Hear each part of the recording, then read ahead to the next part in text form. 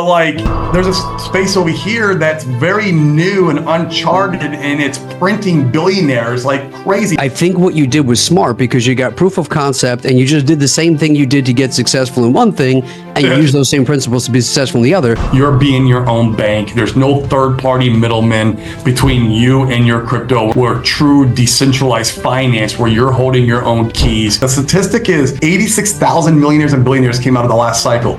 It's absolutely insane. Corey Geary, he has now shifted his perspective to ways to get into crypto. So we're going to talk about why crypto, what kind of crypto, what it really means, when's a good time, what coins you should buy, some of the risks, some of the rewards, some of the money that's been made, and how you can actually pivot that and collect it with wealth and combine Bitcoin with real estate to preserve wealth. Don't forget about the other pillars that are out there besides financial. You got your spiritual, you got your mental, physical.